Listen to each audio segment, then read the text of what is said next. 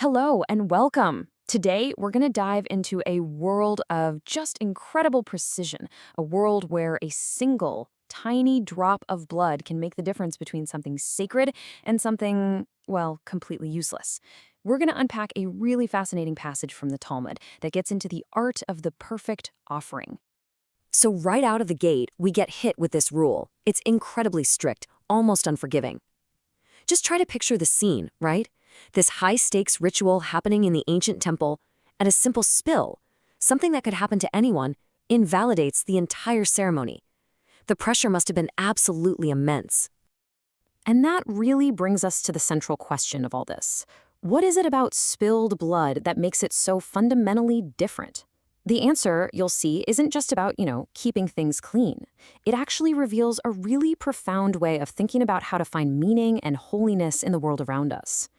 Okay, so to solve this puzzle, we first have to get one thing straight. In this ritual context, not all blood is created equal. Nope. There's a very specific kind of blood that holds all the sacred potential for the offering, and the sages believed that isolating it perfectly was the key to the whole entire process.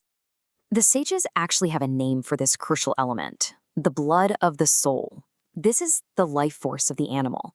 It's that blood that gushes out at the very moment of slaughter.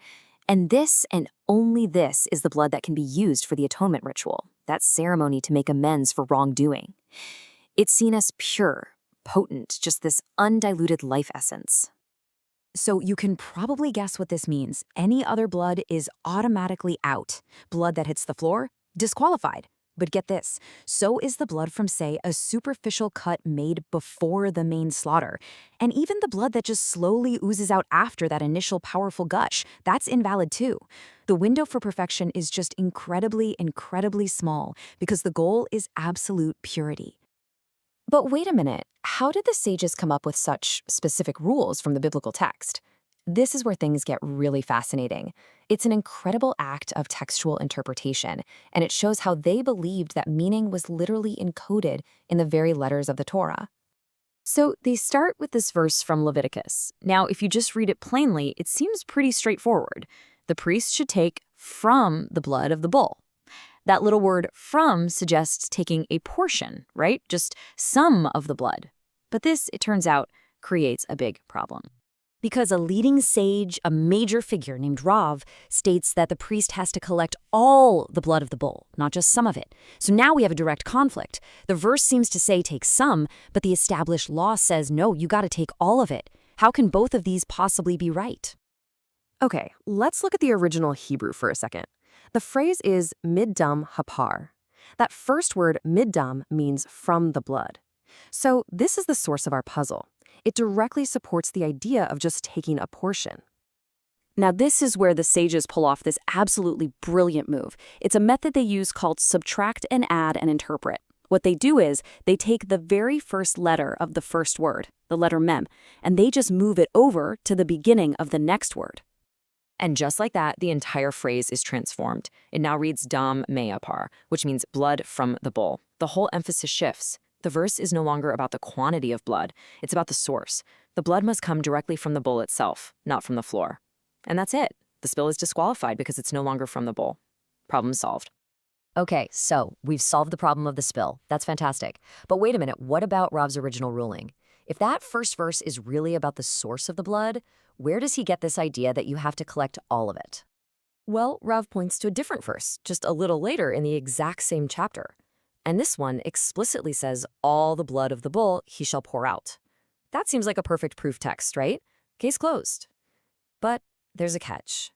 This verse is actually talking about what to do with the leftover blood after the main sprinkling ritual is already done. And here we get to see another key principle of rabbinic logic. The sages point out that, hey, by the time you get to pouring out the leftover blood, some of it has already been sprinkled on the altar. So all the blood isn't literally there anymore. Now for them, this isn't a contradiction, it's a clue.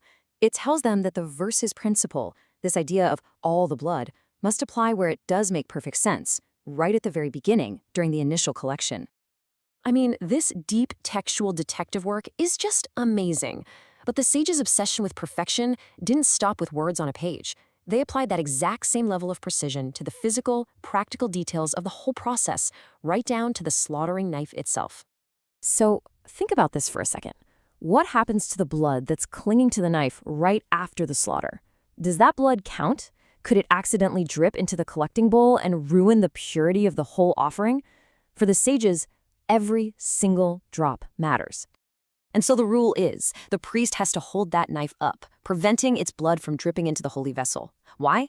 Because if it did, that would create a forbidden mixture. It would be the pure blood of the soul mixed with something else. And the entire point of this is to present something perfectly, spotlessly pure. Okay, so this brings up another really practical issue, doesn't it? You're in the middle of a sacred rite. You can't just grab a rag. What's the correct ritually pure way to clean the blood off that knife without messing up the sanctity of the moment? And the solution they come up with is just as clever as their textual interpretations. A sage named Abaye suggests wiping the knife on the rim of the collecting bowl itself. And he gets this from a biblical word for the temple's golden bowls, kiphore. You see, the word kiphore can mean both atone bowls and, you guessed it, to wipe.